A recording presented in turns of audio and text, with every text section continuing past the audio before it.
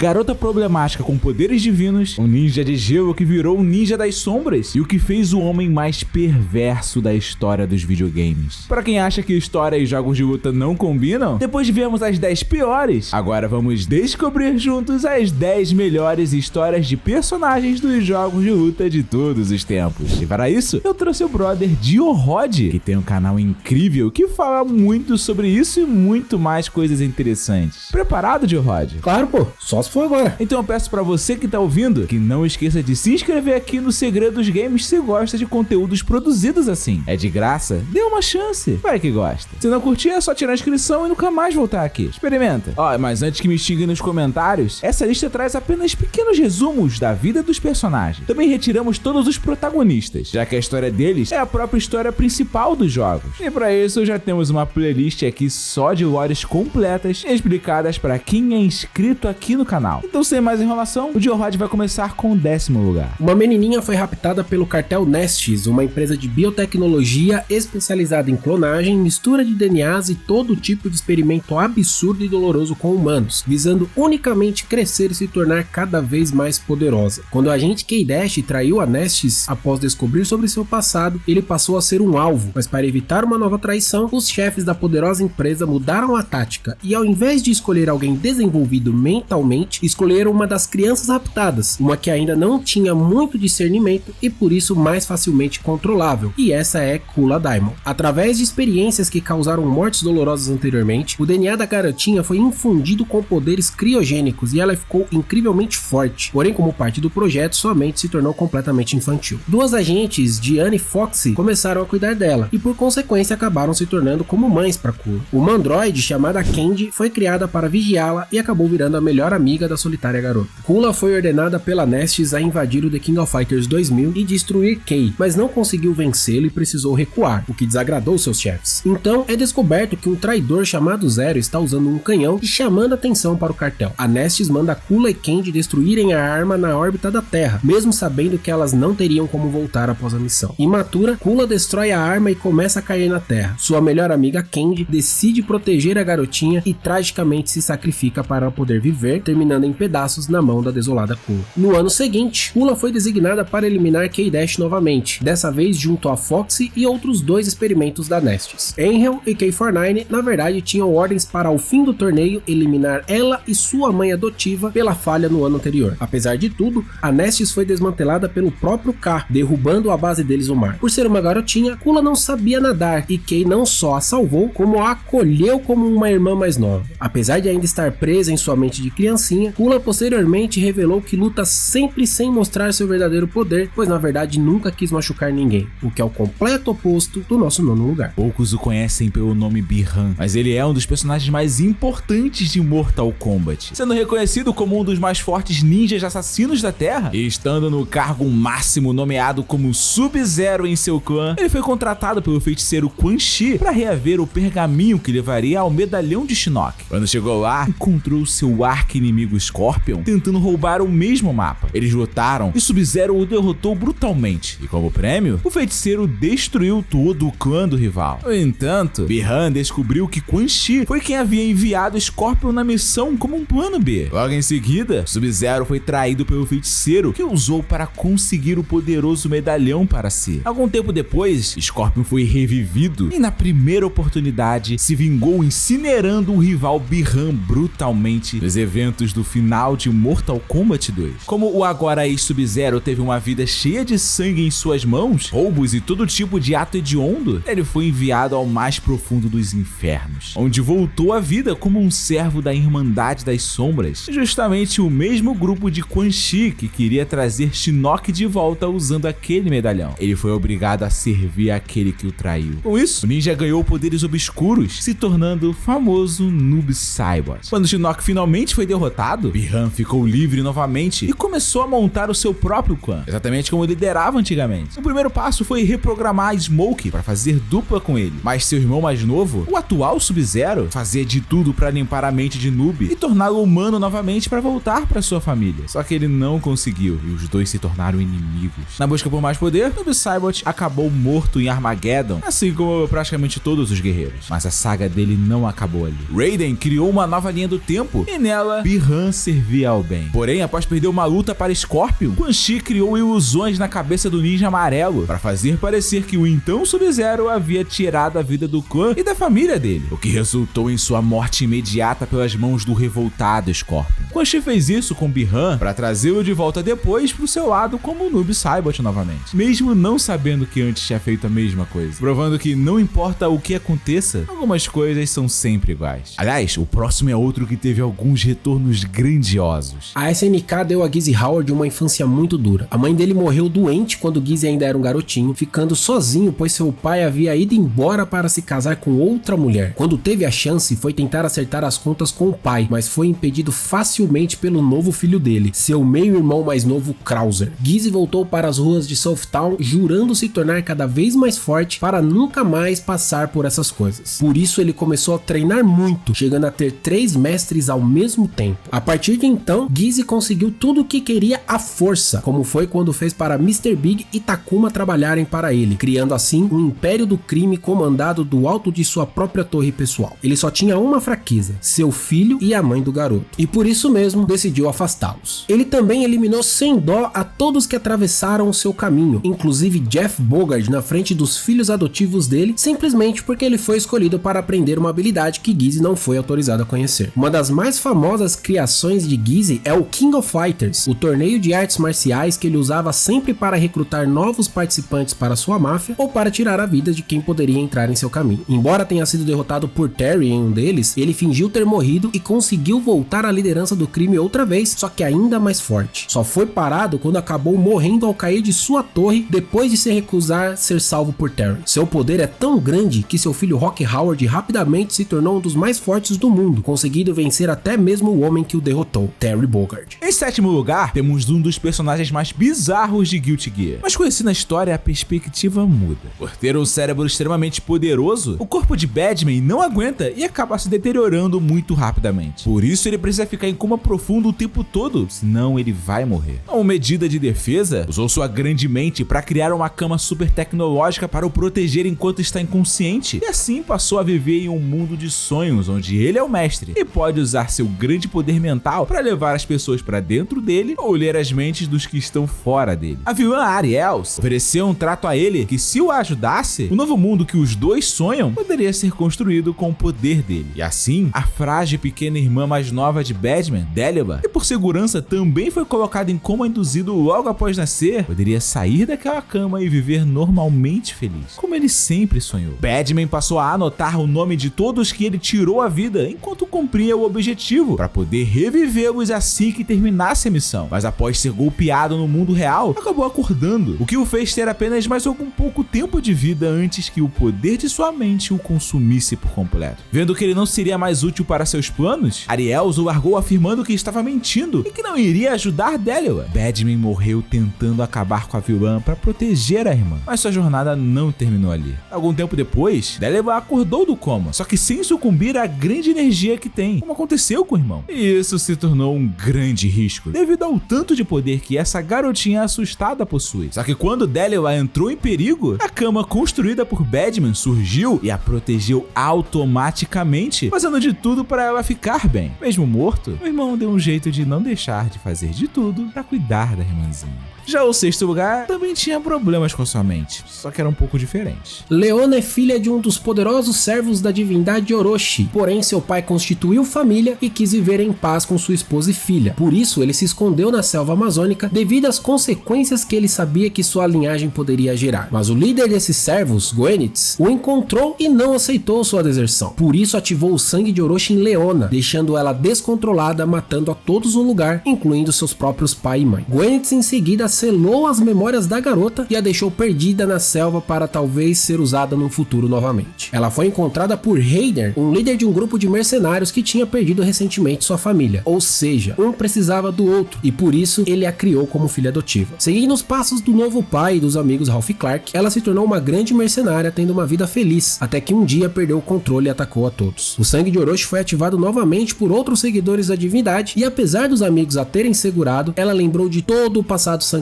que teve. Isso a deixou devastada e o peso da responsabilidade a fez decidir tirar a própria vida, mas seus amigos a seguraram antes e mostraram que estarão sempre ao lado dela em um dos melhores melhores finais das histórias dos jogos de luta. A partir de então, Leona passou a tentar controlar aquele poder gigantesco para principalmente não sucumbir a ele, e mesmo quando não conseguiu, seus amigos estavam lá mais uma vez para segurá-la, não importando se isso poderia custar a vida deles. Com o tempo, ela aprendeu cada vez mais a controlar o sangue de Orochi e passou a usá-lo na hora certa para superar seu passado, se tornando mais forte e cumprir as missões, dando orgulho a seu pai de criação. Pouco a pouco, ela superou o passado e a depressão, voltando a sorrir com os amigos, até que o pai biológico foi visto novamente. E antes de entrarmos no top 5 com as 10 melhores histórias de personagens de todos os tempos dos jogos de luta, só um lembrete rápido aqui. Vídeos mais trabalhados assim são cada vez mais caros e raros no YouTube. E se você gosta de conteúdos assim, você pode fazer a diferença nos ajudando a ir mais longe e fazer mais. Se puder, separe apenas R$5 no mês e seja membro do canal clicando no botão bem aqui embaixo. Ou envie um pix no valor que achar justo pelo vídeo para o e-mail do renato@gmail.com. Tem um QR Code aqui na tela. Faça a sua parte, nos ajude por favor. E obrigado a todos que estão juntos conosco. Mas Georrod, bora pro grande top 5. Siegfried de Soul Calibur é filho de um lendário espadachim e foi treinado por ele desde pequeno com muito amor e carinho. Quando adolescente, se meteu em um clã de malfeitores enquanto o pai tinha ido para a guerra e rapidamente o garoto cresceu entre os vagabundos. Um dia combinou com a gangue para atacarem as diligências que voltassem da guerra com os desistentes, por considerarem que eles são covardes. Em um dos ataques, eles executaram a todos rapidamente, com Siegfried arrancando a cabeça de um. Essa pessoa era seu próprio pai, que estava voltando da guerra para revê-lo. O jovem perdeu completamente a sanidade e não quis acreditar que ele quem tinha feito aquilo, jurando vingança contra seja lá quem o fez. Por isso ele foi atrás da Soul Edge, uma poderosa espada que em sua loucura ele acreditava que ajudaria a achar e acabar com seu inimigo imaginário. Quando finalmente empunhou a arma, ele descobriu que foi enganado, já que ela é amaldiçoada. A espada o transformou em um monstro e tentava usá-lo para beber cada vez mais sangue. Ele passou anos tentando ter o controle total de si e se livrar daquilo, enquanto ceifava vidas sem parar. Quando finalmente conseguiu se controlar, descobriu que a espada usava os momentos inconscientes dele, como o sono, para sair à noite atrás de ainda mais sangue. Por isso se afastou de tudo e todos para que mais ninguém sofresse devido às suas atitudes. Assim, ele finalmente entendeu que é responsável por suas escolhas e por isso passou a viver unicamente para pagar pelos pecados que cometeu. Após muita luta interna, ele conseguiu quebrar a espada e se ver livre da maldição que o atordoou por tanto tempo. Ainda em busca de uma necessária redenção, Siegfried reuniu novamente o seu antigo clã, porém o reformulou como uma espécie de mercenários, lutando contra o mal que assola a Terra, tentando se redimir dos seus próprios pecados. O quarto lugar é realmente um grande problema.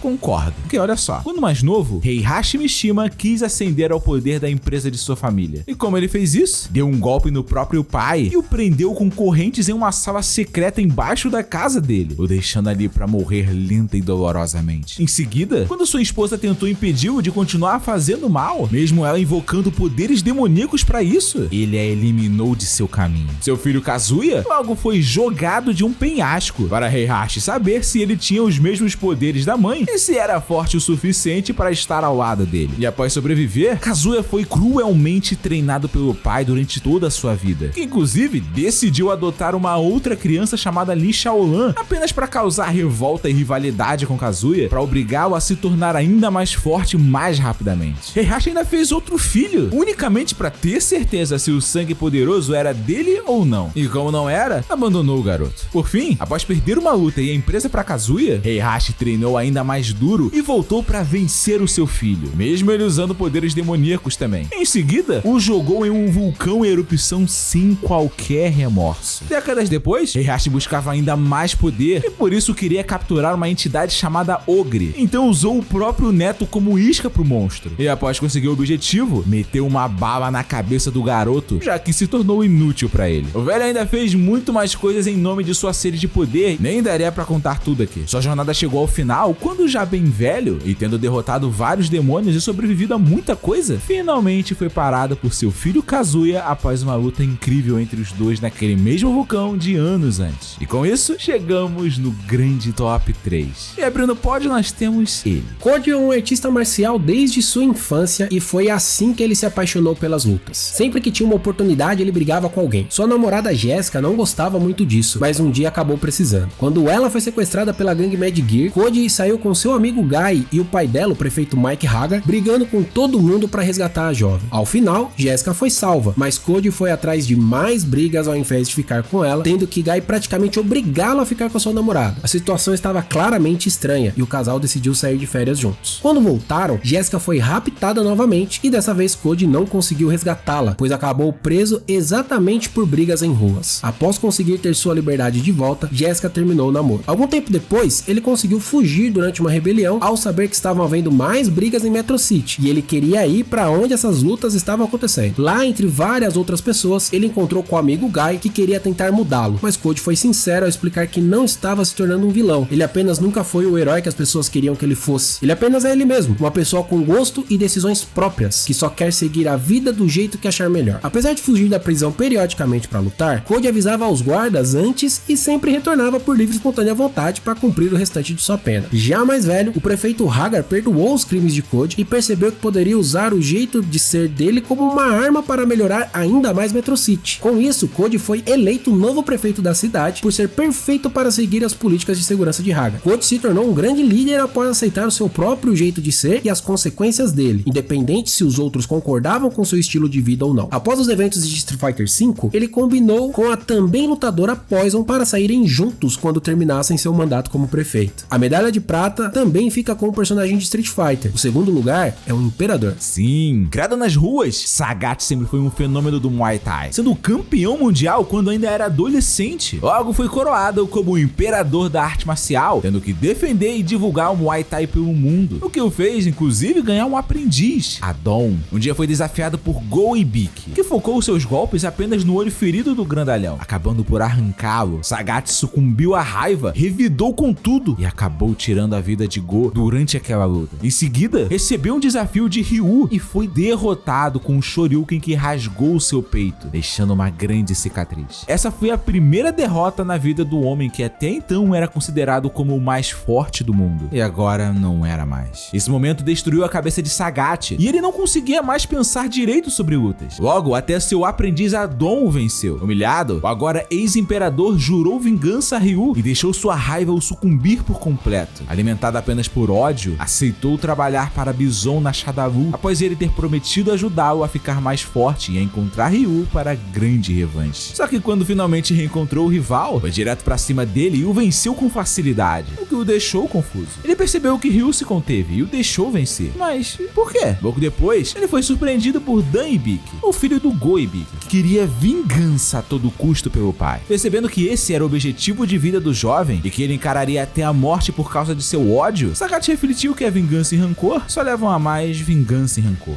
Um ciclo vicioso perigoso. Assim, ele entendeu o gesto de Ryu para com ele e por isso, Sagat deixou Dan vencer e sentir que vingou o pai, liberando o jovem do fardo pesado que o atormentava por toda a vida, podendo agora ser feliz. Uma lição que Sagat entendeu que também era para ele. Com isso, em paz consigo mesmo e sem mais motivação para continuar como estava, ele deixou o Bison e a Shadowloo e voltou para sua terra, onde um pouco depois venceu seu ex-aprendiz Adon. E mesmo quando o poder maligno que tanto atormentou Ryu o procurou, rastreando aquela antiga raiva, Sagat o derrotou facilmente, pois agora ele não era mais escravo do rancor e da vingança. Mas agora vamos para o primeiro lugar, a melhor história de personagens dentre todos os jogos de luta. E sabe o que é o mais curioso? É de um jogo não canônico, mas é incrível. Eu espero que você não tenha esquecido de deixar o like se você estiver gostando, e o Dio Rod vai contar a história do primeiro lugar. Um jovem foi raptado pela Nestes e começou a sofrer centenas de testes, cirurgias e experiências biológicas, chegando perto de morrer várias vezes. Ele, na verdade, foi o único sobrevivente entre quase 10 mil tentativas de melhorar o projeto que deu vida a K-Dash, que lutou no The King of Fighters. Sua vida como uma cobaia era um inferno e nem nome ele tinha mais, sendo conhecido apenas como Nameless. Um dia, ele conheceu outra jovem raptada que via sendo experimentada incessantemente em um projeto que visava dar poderes congelantes para as cobaias da Nestes. O nome da garota era Isolde. Os dois se conheceram e se tornaram um farol de bons momentos dentro daquele lugar horrível. Rapidamente perceberam que nutriam um amor um pelo outro e isso os fazia aguentar ainda mais testes, pois queriam sempre voltar a se ver. O problema é que a Nestes também percebeu isso isso e começou a marcar encontros periódicos entre os dois para aumentar o amor e em seguida aumentar a intensidade das dolorosas experiências, estimulando eles a obedecerem e aguentarem a tudo para poderem se ver. Rapidamente, Nameless ficou pronto de acordo com os planos da organização. Ele aprendeu a usar sua força e sua luva especial desenvolvida pela Nestes o ajudava a controlar seu poder de fogo, resfriando seu corpo o tempo todo, o tornando o soldado perfeito. Por isso, logo ele foi mandado em missões, sempre buscando voltar vivo e com a missão cumprida, para que a Nestes o autorizasse a voltar a ver Isolde em algum momento posteriormente. Até que um dia, caçando um traidor da organização, ele descobriu o segredo mais perturbador. Sua amada Isolde não havia sobrevivido a um dos testes. Mais do que isso, o DNA dela com poderes congelantes havia sido inserido na luva de Nameless para mantê-lo resfriado e por isso ele nunca mais poderia revê-la. O jovem ficou sem reação. Por um lado, tudo fazia sentido, já que graças a Isolde, ele consegue controlar seus poderes e com isso ela estará para sempre com ele. Mas por outro lado, ele nunca mais poderá ver seu rosto novamente. Sabendo do poder de criar clones e manipular corpos e DNA que a Nestes possui, Nameless se sente encurralado, pois não pode se rebelar contra a única empresa que pode trazer Isolde de volta. Por isso, apesar de tudo, é obrigado a seguir as ordens dos assassinos de sua amada, tendo apenas a esperança de um dia tê-la de volta.